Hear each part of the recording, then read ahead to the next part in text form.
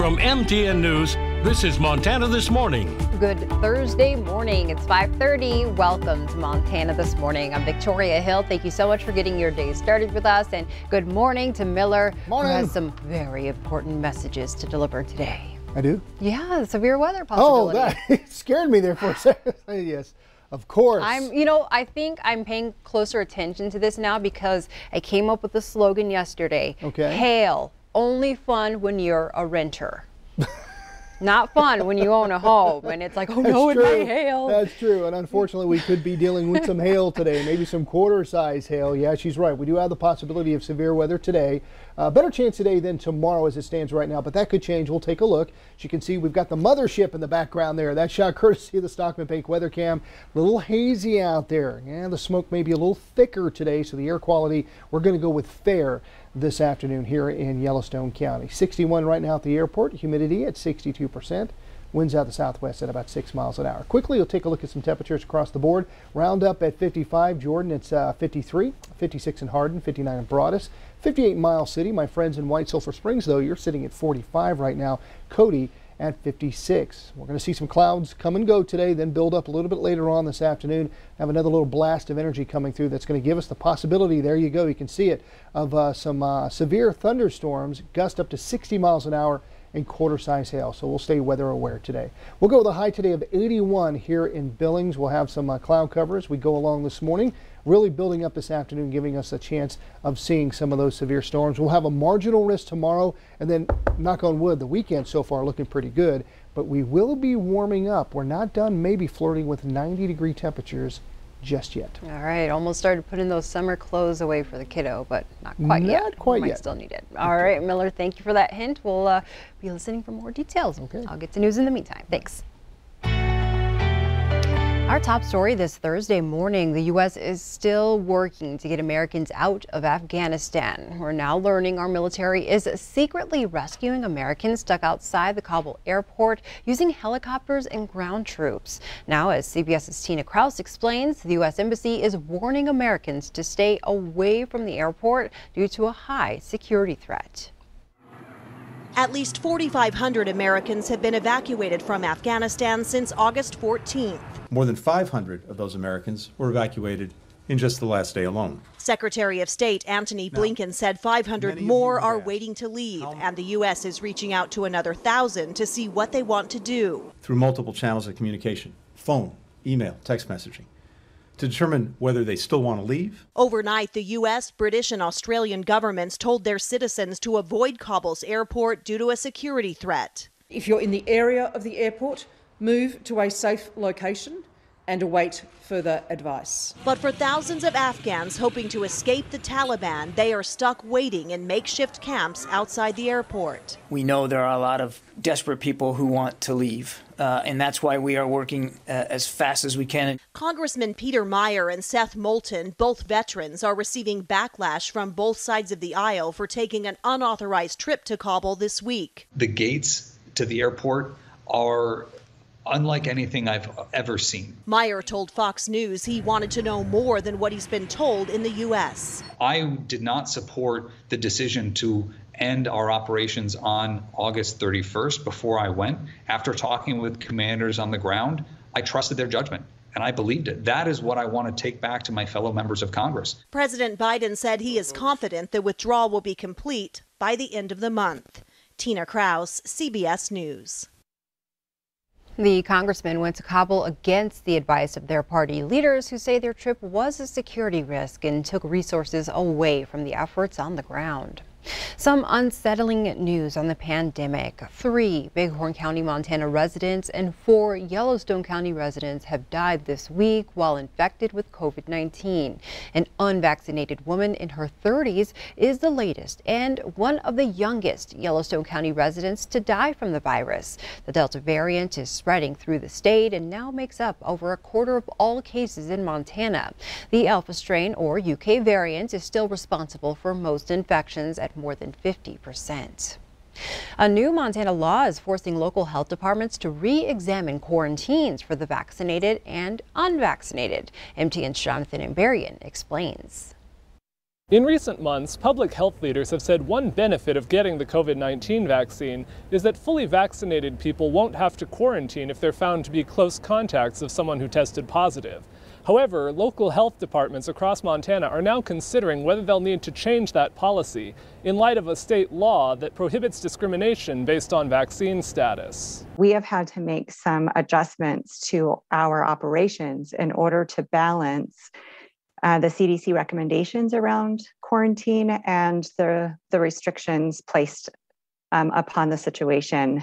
The CDC has issued updated guidelines saying close contacts who are fully vaccinated only have to quarantine if they develop symptoms. But House Bill 702, approved by the legislature earlier this year, says government agencies can't deny anyone advantages or privileges because of their vaccination status. Lewis and Clark public health leaders say to stay in line with that law, they're no longer issuing quarantine orders for anyone. Instead, they'll send close contacts a letter asking them to follow public health recommendations. Quarantine if they aren't vaccinated, and masking and testing if they are. The message is essentially, we need this community to follow these instructions if we want to get past the negative impacts that we're experiencing with COVID.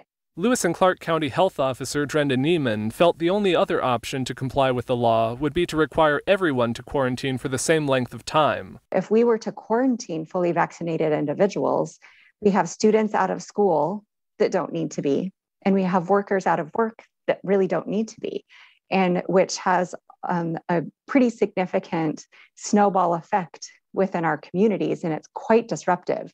Many health departments across Montana are considering how to address this same issue. Some are taking a different path. Missoula's Board of Health has decided to keep quarantining unvaccinated close contacts, but not vaccinated ones. Board members acknowledge that could lead to a lawsuit. For the next few weeks, it's likely that not every close contact in Lewis and Clark County will even receive a letter with recommendations. Public Health has shifted their contact tracing strategy to focus on household and high-risk contacts, saying they don't have enough staff to fully trace all the new cases in the area.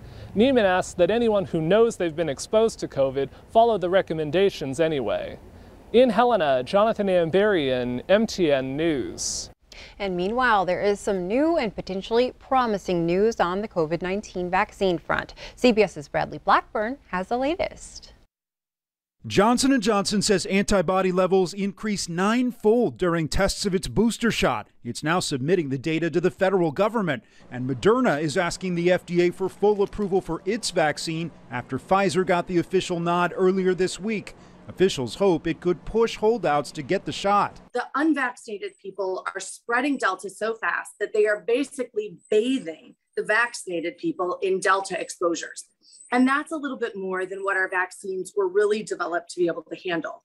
In New Orleans, vaccinations are being given out at bars. A few weeks ago, Louisiana was leading the nation in new cases, but it's starting to see those numbers drop.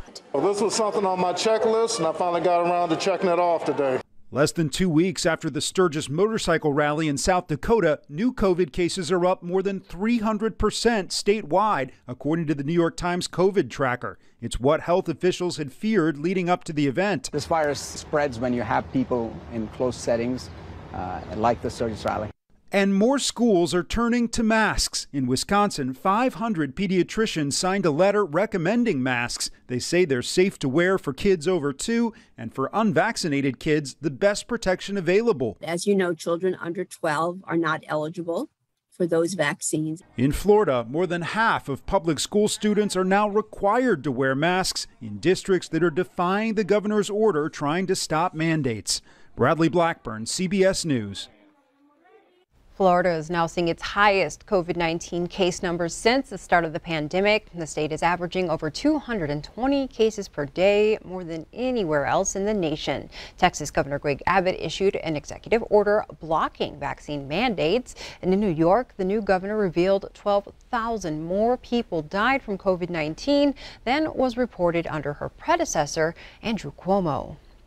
The Defense Department is ordering military troops to immediately start getting vaccinated. They did not officially release when vaccinations need to be completed, but military services will be required to report their progress on a regular basis. More than 800,000 service members have yet to get their shots. On the wildfire front, Governor Greg Gianforte and Senator Steve Daines are teaming up to call for more forest management. This summer's intense fire season was spurred by record-setting heat and little rainfall across Montana. While we've had some better luck with weather lately, Governor Gianforte says we can't let our guard down. He thanked firefighters and said they need our help to protect land before fires start. Senator Daines believes that begins with maintaining the forests. We can reduce the impact of wildfires. We can improve wildlife habitat. We can protect watersheds. And importantly, we can provide work for our loggers and our sawmills. And I think earlier this spring, there are many who wished we had more lumber coming out of our sawmills. We saw the price spike. There are 49 wildfires actively burning in Montana right now. The largest of the season remains the Richard Spring Fire near Lame Deer. That fire is now 100% contained. And congressional leaders want the Biden administration to help western states like Montana as we deal with severe drought conditions. A letter by representatives from Colorado and California asks President Biden to declare a drought disaster. A disaster declaration would release funding and resources to states experiencing water shortages. 13 states are each currently battling dozens of wildfires. Vice President Kamala Harris is in Southeast Asia for her second foreign trip since taking office, but her departure from Singapore to Vietnam was temporarily delayed after the delegation was made aware of a health incident. Officials believe it was possibly related to the so-called Havana Syndrome, which has sickened hundreds of U.S. diplomats in Cuba and around the world. CBS's Natalie Brand has more.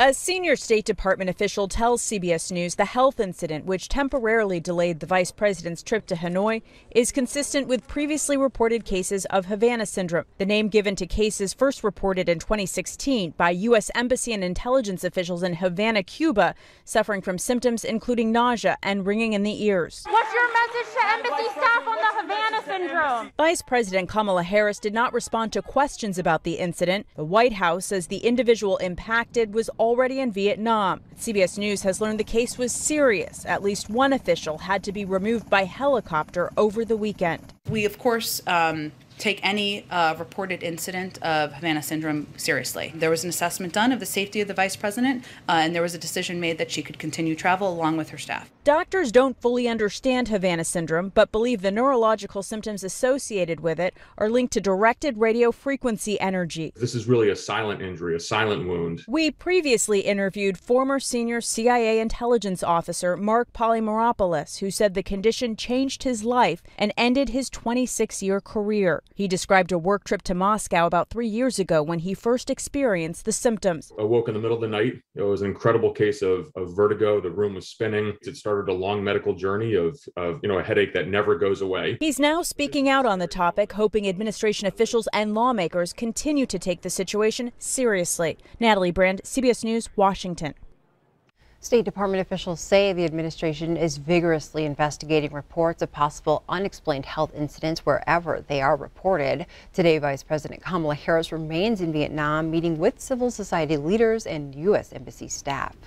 And now we head to the Billings Heights, where in less than 1 week, Lake Elmo will start losing water. Next Wednesday, the popular recreation spot will be drained to clear up invasive Asian clams. It won't be empty until October 15th. Some water will be left to provide irrigation for farmers downstream. Officials are using this as a chance to do some construction as well. Wheelchair access will be improved. They'll add some underwater fish habitats and fix up the dog park. Many have asked for a wider walking path along Lake Elmo Drive, and that's on the list. So that's our number one project. We're going to rebuild the trail that'll have an 8-foot wide path across the top, fish habitat built in on the substrate. So we'll improve the fisheries value there. We'll improve the access for any of the users year-round. There's enough space for people to get away from the power lines, so they're not casting their bobbers up into the power lines, and so that's the number one amenity. Construction is expected to wrap up by the end of the spring. Officials say access to the dry lake bed will remain open through the entire process. Thank you so much for starting a Thursday with us here on Montana This Morning.